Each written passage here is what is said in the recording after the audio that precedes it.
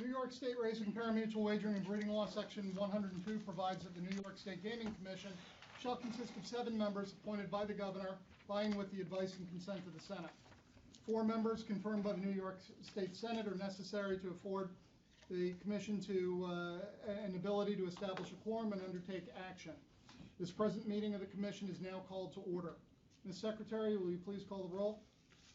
John Crotty. Here. Peter Machete. John Baklemba. Here. Barry Sample. Here. Gerald Skronick. Here. Todd Snyder. Ms. Secretary, will you please have the record reflect that a quorum of qualified members are present, thus enabling the transaction of business. Minutes of the commission meeting conducted on July 22nd, 2019 have been provided to the members in advance. At this time, I'd like to ask the members, are there any edits, corrections, or amendments? May I have a motion to approve? Hearing none? So moved. Second? Second. All in favor?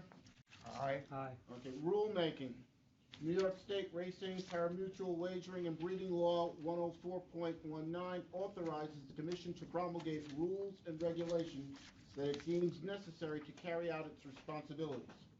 In that regard, the commission will from time to time promulgate rules and rule amendments pursuant to the State Administrative Procedure Act. Today we have several items for consideration. Rob, will you please outline the first item? For commission consideration is a proposal that may colloquially be referred to as rider licensing health and safety package. The proposal is designed to strengthen the health and safety protections and upgrade the licensing requirements for jockeys, apprentice jockeys, exercise riders, and outriders who ride a thoroughbred or steeplechase horse. Several aspects of licensure that are currently applied to riders will be made explicit, including demonstrative familiarity with horse care and general horsemanship, and not permitting an injured or sick person to return to work without an appropriate clearance. The proposal also creates a rider fitness component that details the kind of medical issues that must be disclosed and subjected to a medical examination and clearance before a rider may be licensed. A key aspect of the rulemaking is to require that every rider to document their baseline concussive status, that is, to undergo a sports concussive assessment tool or SCAT examination after any fall from a horse or possible head injury, and to make permanent a record of all SCAT examinations. The proposal also creates a mandatory fitness to return to ride program to require an appropriate medical examination and clearance before a rider may return to riding after a concussion or other significant medical issue. Riders will also be required to carry medical information cards that will help medical providers locate the rider's prior medical history and provide appropriate medical care. Finally, the proposal also requires a commission license, not just one from the National Steeplechase Association, for steeplechase jockeys, applies the improved health and fitness standards to them, and precludes inexperienced steeplechase jockeys from participating in the most competitive and dangerous races with parimutuel wagering. Staff recommends the commission authorize the proposal of this rulemaking. Commissioners, any questions on the proposed rider licensing health and safety rules package? Any questions? No. May I have a motion on this proposed rule? So moved. Second? Second. Any discussion? All in favor? Aye. Motion carries. Next item. Can you please let the record reflect that had Commissioners Machete and Snyder been here, they would have voted in the affirmative. For commission consideration are proposed amendments to rules governing the qualification of horses for harness racing.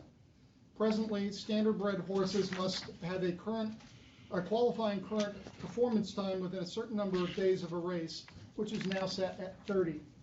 This proposal would extend that time period from which a qualifying current performance can be demonstrated from 30 days to 45 days, thus expanding the pool of potential race entries. In addition, the proposal would allow the commission to permit a standard-bred horse to race for 45 days longer, an increase from the current extra 30 days without a recent qualifying race, when inclement weather or other unexpected events interfere with racing. Given the proposed time allowance change, the proposal also amends the 14-day restricted time period for clenbuterol administration rule when a horse is not raced for 30 days to reflect the new time period.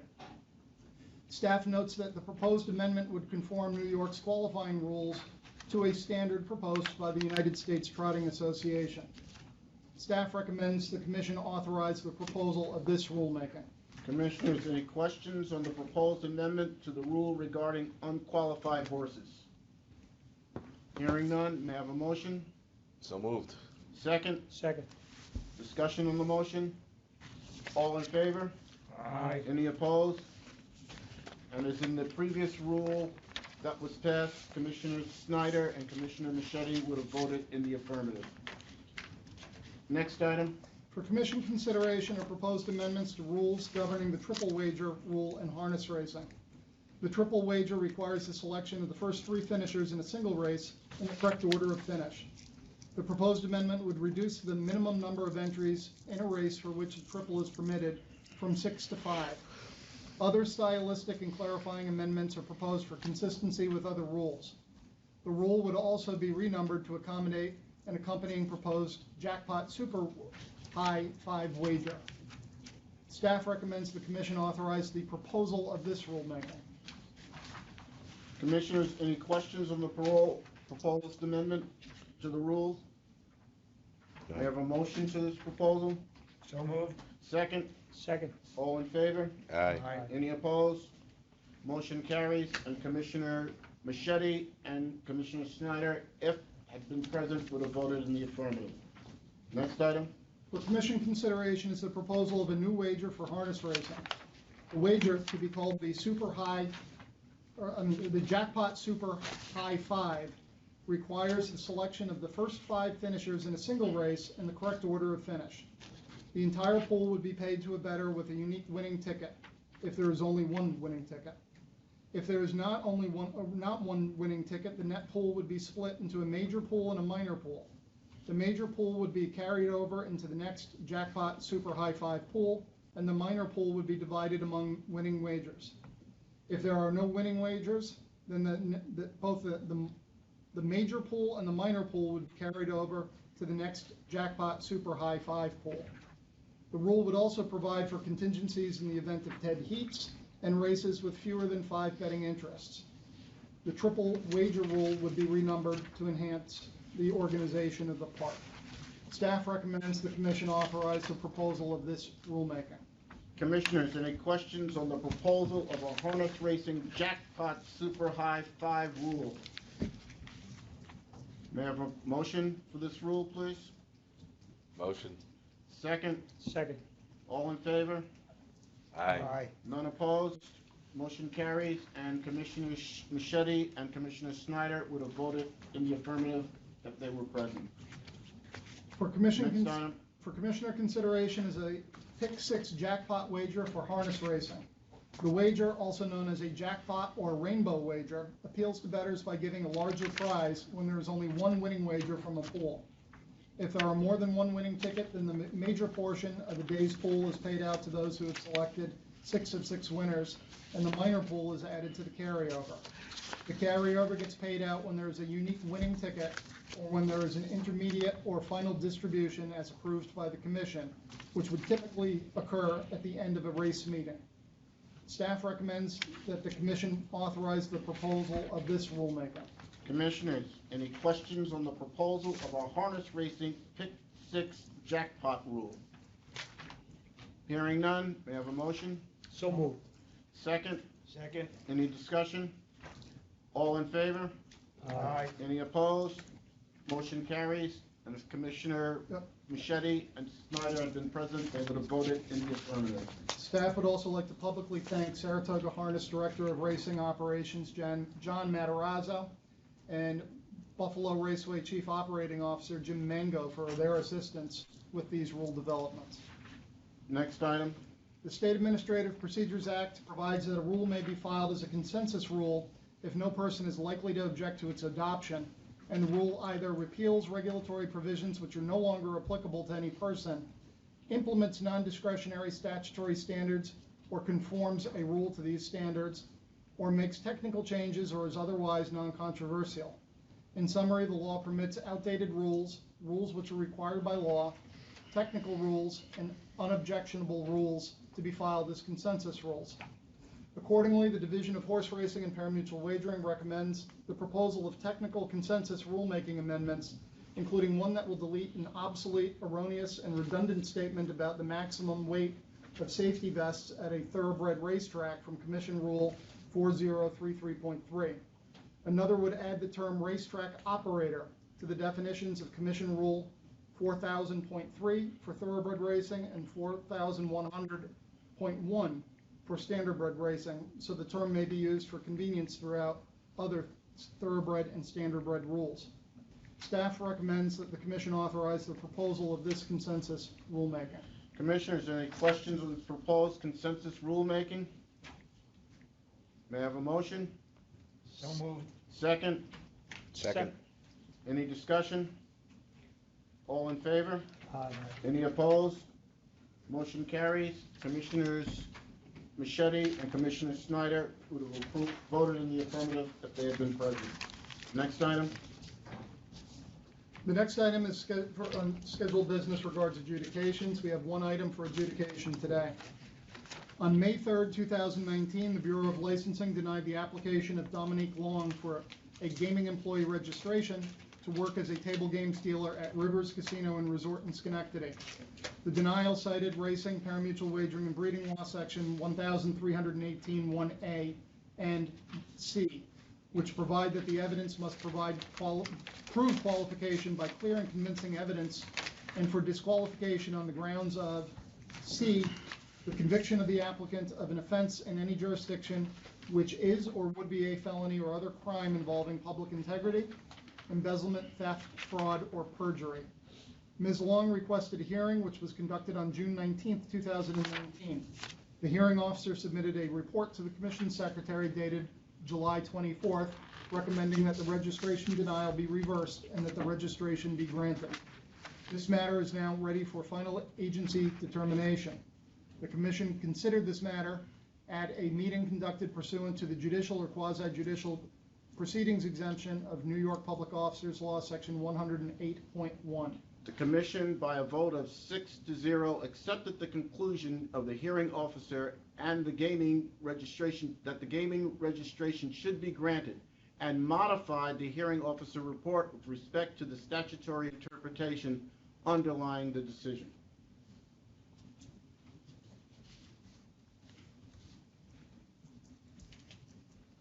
Well, the next item is regards to a employment restriction waiver. Rob, will you please outline the item?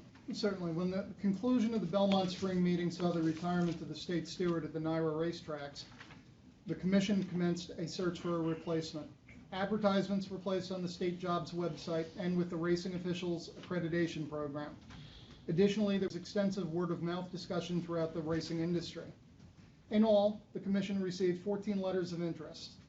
These were reviewed against the objective qualification criteria, resulting in 5 candidates being interviewed by a panel. In short, the panel sought a flat racing level 1 Racing Officials Accreditation Program accredited individual with a deep understanding of New York laws and regulations, proven ability to supervise and manage subordinates, possessing knowledge of racing and backstretch operations, with demonstrated respect of front and backstretch personnel with bilingual capability.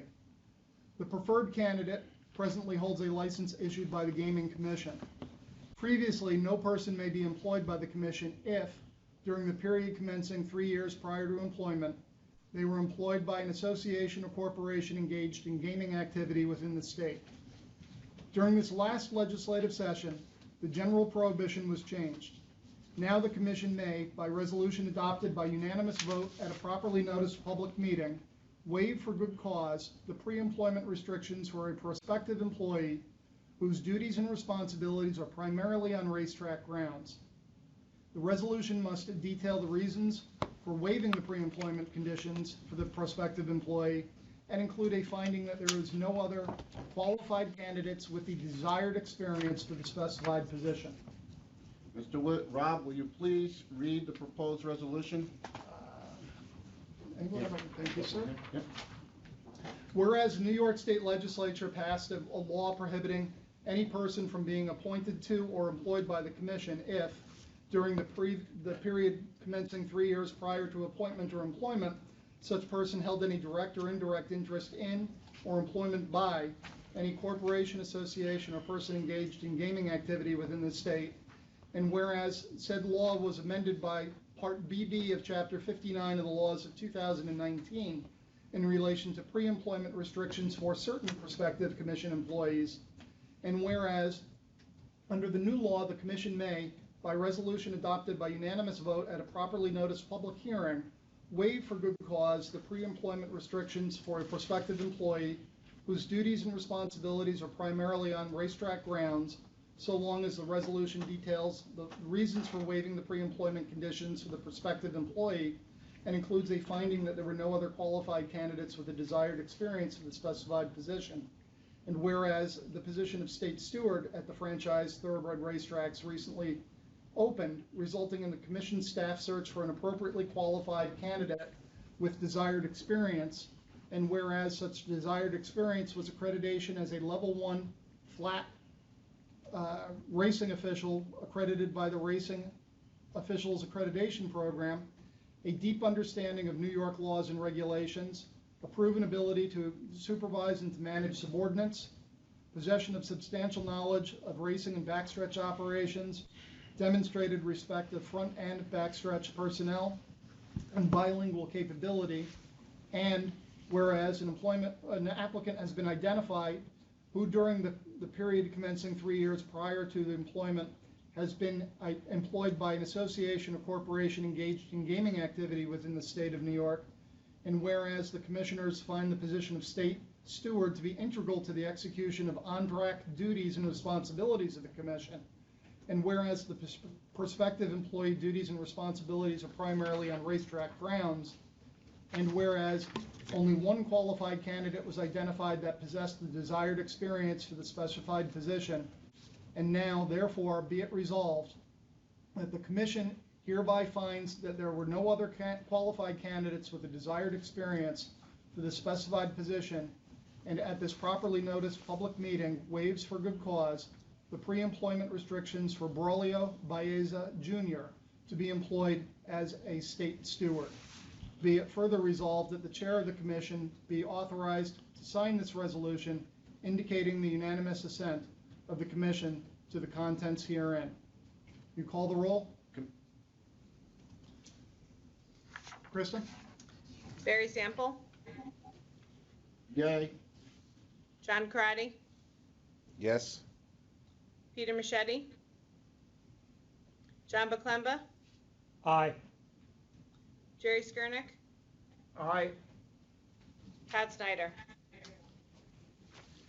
Ms. Secretary, will you please have the minutes reflect that the resolution was adopted by a unanimous vote at a properly noticed public meeting, and that the standards required by New York Racing, Parimutuel Wagering, and Breeding Law 100.1 have been satisfied. The next order of business is old business. Does anyone do we have any old business at all? I thought we had a few matters to discuss under old business, no? No, we don't have any today. Okay. We have, any items under new business? No matters under new business?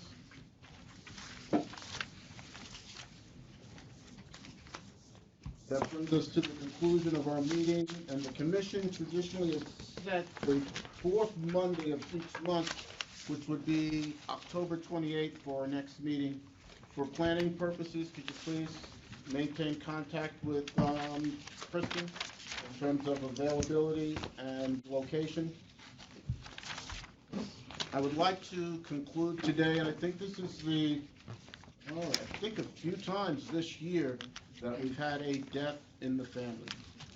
And the latest, unfortunately, is Robert Liebers, who served as a commission hearing officer from February 2015 until he fell ill on July 2018, and he passed away yesterday after this prolonged illness. Rob was an accomplished personal injury and general litigation attorney who practiced in Jamestown, New York. For the commission, Rob ably handled some of our most challenging hearings, including precedent-setting split sample case, our first hearing involving underage patrons at a casino, a jockey agent case involving unlawful access to racing, a jockey agent case involving unlawful access to racing office computers, and our first equine hearing, a drug hearing concerning a horse offered by the Harness Fund. We offer our most sincere and heartfelt condolences to Rob's daughters, Britt, Lena, and Christine, and sons Andrew and David. He served with great dedication and distinction, and this is happening far too often to members of our Gaming Commission family. Are there any other items for consideration? Hearing none, I suggest we adjourn the meeting. All in favor? Aye.